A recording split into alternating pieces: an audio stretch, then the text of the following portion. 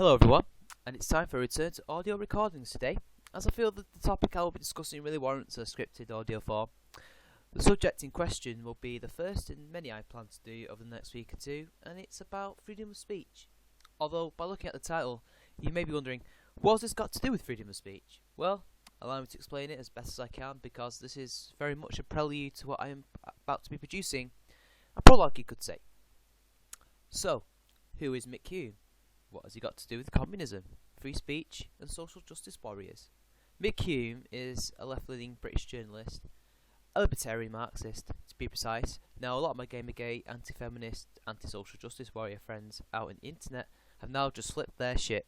Marxist? GTFO! Yes, he is a Marxist, but the difference is in the libertarian at the beginning of Marxist. Now, I don't claim to know what a libertarian Marxist is, but I can hazard a pretty good guess that is as far removed from social justice as it could possibly be. Now, Mick Hume has recently released a book called Trigger Warning: Is the Fear of Giving Offence Killing Free Speech? In this book, and I'm currently reading it by the way, he makes the case that our current climate that we live in, the rampant political correctness, the Twitter hate mobs, the overzealous and overly sensitive social justice warriors are destroying freedom of speech due to a fear of being offended or offending. Pretty much what we in the anti-social justice warrior circles of the internet have been saying for years. So that begs the question, are the SJWs really Marxist? Are all Marxists SJWs? Or are the SJWs completely different? Well, clearly, if one were to go on 8chan, where their own lefty poll board are full of left-leaning types, be they Marxist or liberal, and from what I gathered, the vast majority are pro-Gamergate and anti-SJW. Yet, we see from the likes of Sargon, Skeptor, etc., a continued use of the word Marxist, communism, communist, and occasionally Nazi, fascist, etc., to describe these social justice warrior types. I think these labels are wrong. As you can probably tell, all these labels are from far left to far right, and can be used to describe certain aspects of social justice warriors, or social justice warriors in general. The more left-leaning you are, the more likely you are to use fascist to describe an SJW.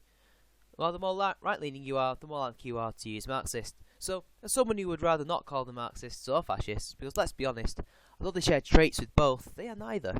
I would rather call them authoritarianists. Now, for some reason, Microsoft Word doesn't seem to think it's a word, but fuck it, it is now. I am basing this off the political compass.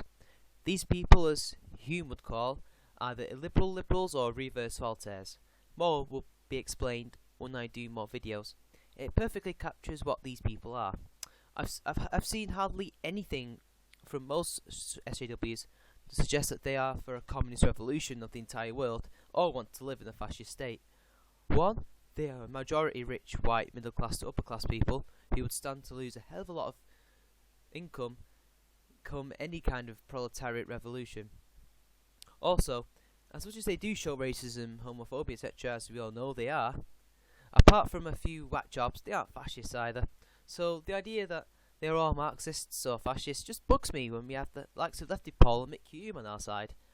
And I've noticed that a lot of people in our side are incredibly rude to people like them. And I'm not talking about social justice warriors, I'm talking about the non-SJW types, by the way. Case in point, I joined a Facebook group that was anti-social justice warriors. A Marxist had also joined and was criticising the social justice warriors. However, he received rude messages from some users calling his movement degenerate, almost like the way female feminists treat their male allies.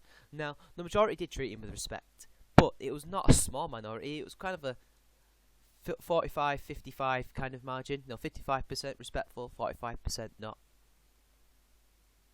I pointed out that if his movement is degenerate, then so is mine and theirs, because there are plenty of degenerate things about all ideologies. We can and should do better. Anyone who's on our side, regardless of ideology, should be treated with respect, especially when we are in a thread when everyone is agreeing.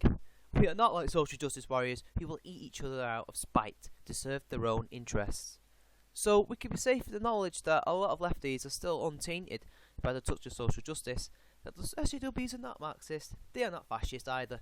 And for those who call them Marxist, feminist, culture Marxist, what exactly is a cultural Marxist? And as far as I'm concerned, the Marxist feminists are not the only feminists that will spout the bullshit we hear from the third wavers.